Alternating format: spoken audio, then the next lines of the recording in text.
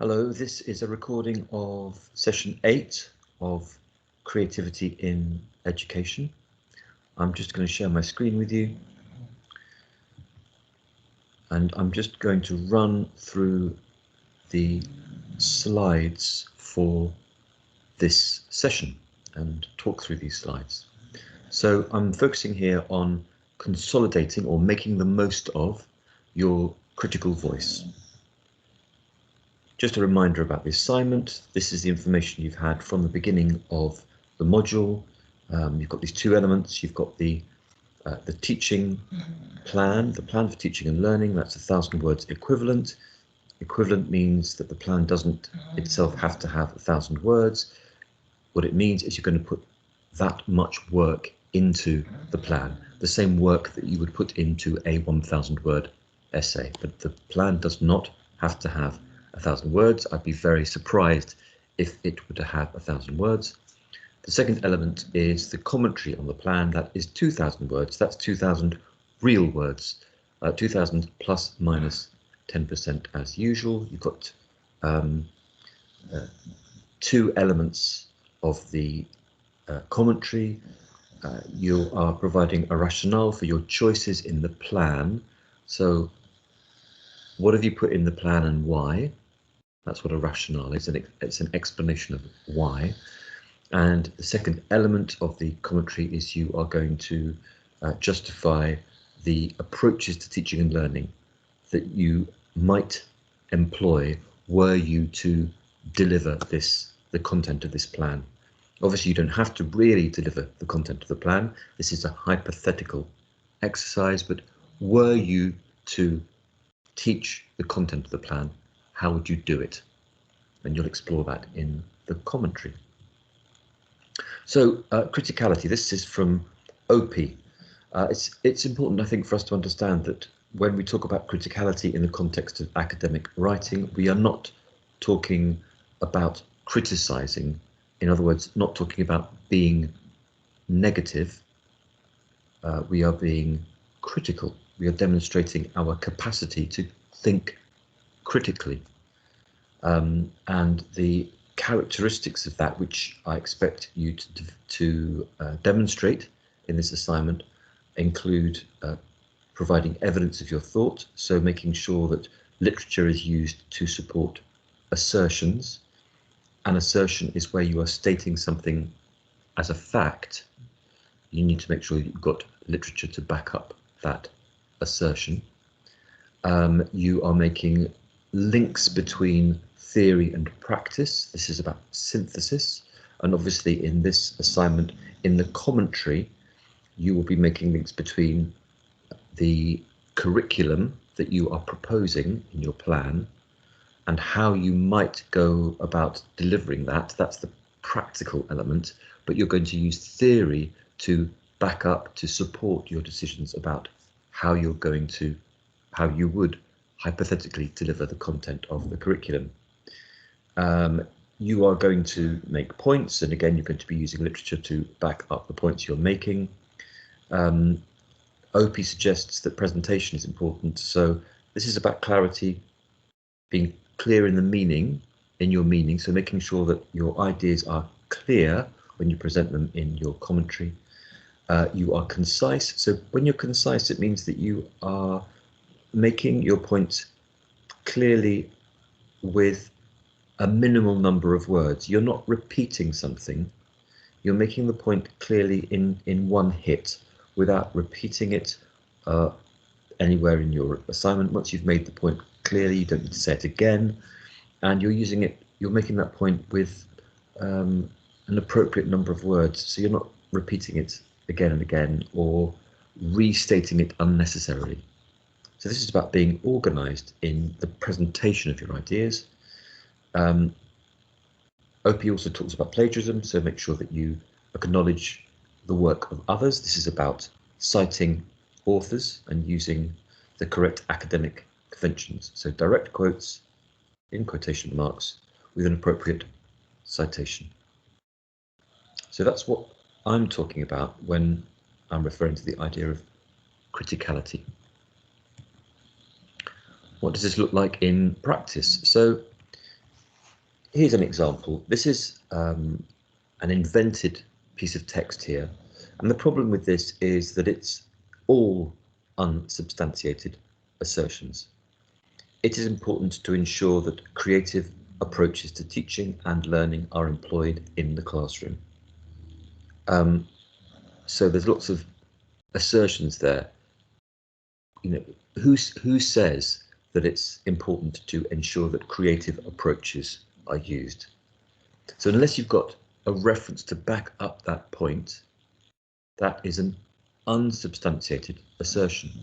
You have to find some literature to support the idea that it's important to ensure that creative approaches to teaching and learning are employed. The second sentence, learners benefit from creative experiences. According to who?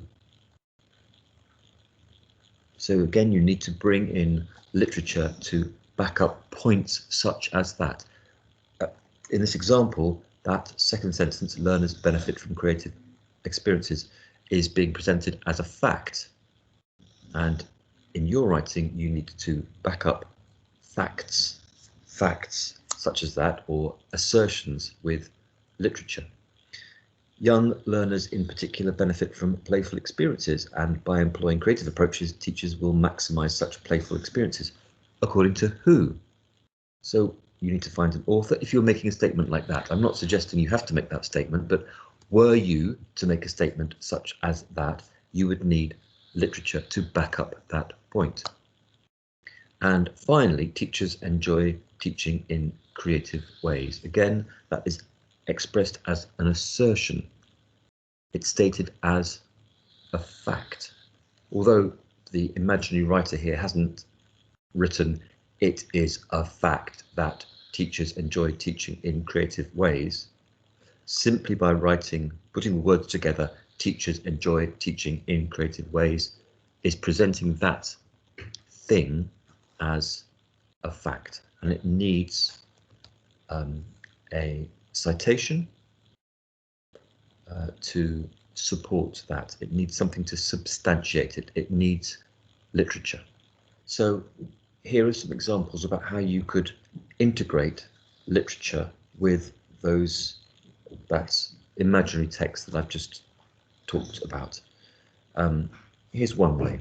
It is important to ensure that creative approaches to teaching and learning are employed in the classroom, and then I can introduce my author at the end of the sentence, open my brackets, name of author, surname, comma, year of publication, close brackets, full stop. So I can introduce my author at the end of the sentence, and there the author is just the use of that citation is basically supporting or substantiating the assertion that I've made in that sentence. Another way of doing it would be by making the author active in the sentence.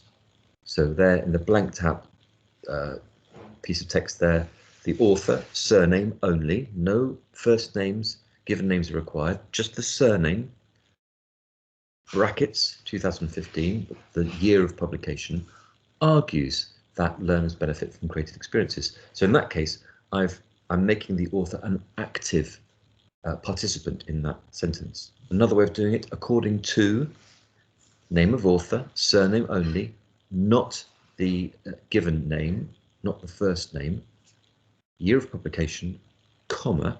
Note how you manage that. According to author, brackets, year, close brackets, comma. That's when you're using according to. Young learners in particular benefit from playful experiences. Okay. So there are three different ways that you might use authors there. None of those use direct quotes. Obviously, if I was using a direct quote there, I would need to put in the year and the page number in the citation in brackets.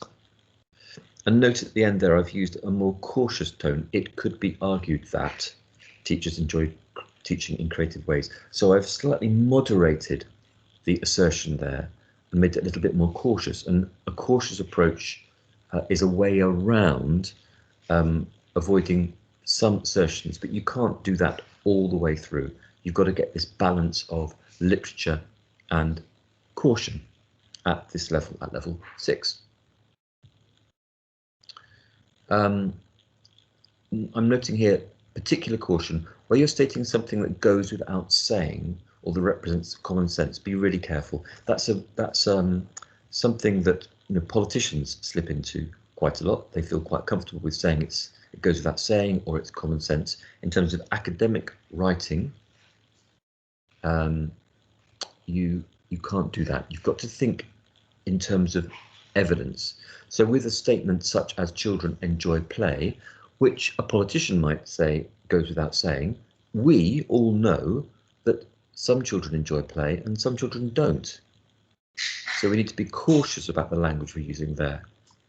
So how might you improve that? It can be argued that all children enjoy play. There's that note of caution there. Or you could use an author to support that idea. So Smith, Jones, Begum blogs, year of publication argues that all children enjoy play. So you've got the idea of literature supporting the assertion. And in that last example, you've got almost the idea of a debate within the sentence. Whilst author A, 2014, argues that all children enjoy play, author B, 2015, suggests that many children are demotivated by play opportunities. So you're already developing a more critical, questioning angle about the point that you're trying to make.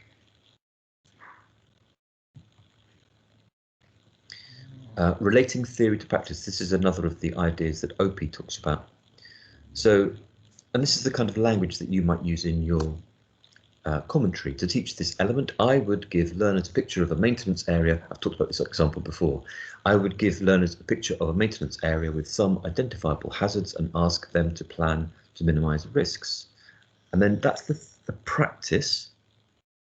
And then I'm bringing the theory in. So author C, 2018, suggests that providing learners with, quote, opportunities to work out key learning points for themselves adds depth to their understanding, unquote, open brackets, year of publication, comma, page 42 in this case, close brackets, full stop. That's an invented quote there. But you can see how to structure that kind of language. You're making the point, and then immediately you're backing up that point to the practice point, what you would do in practice in the classroom, and then you are providing some literature to support that decision.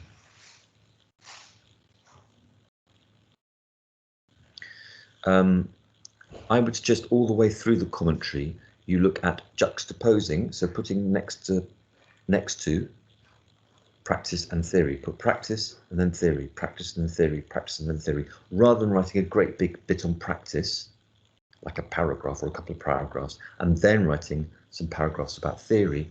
I think a more effective way of doing this is to put practice and theory next to each other within the paragraph. For example, I would propose using teaching approach A to address this learning outcome. Obviously, you would expand on what you mean by teaching approach A.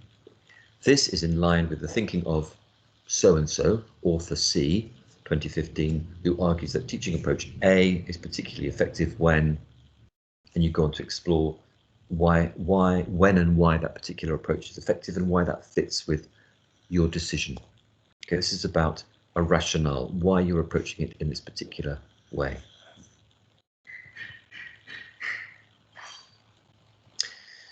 Okay, what's wrong with this? My approach would involve using technology such as iPads in the classroom and organise pupils in their usual ability pairs. As Barnes argues, a shared experience became a wow experience. This is a genuine quote.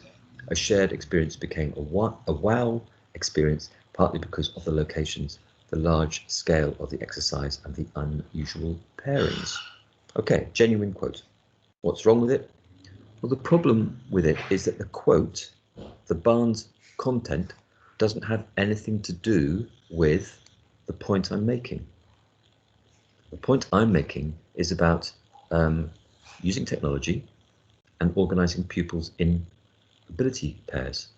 Okay, the quote is about locations and large scale and unusual pairings, not usual ability pairs, unusual pairings. So actually, there's no alignment between the literature I'm using and the point I'm trying to make. That's what's wrong.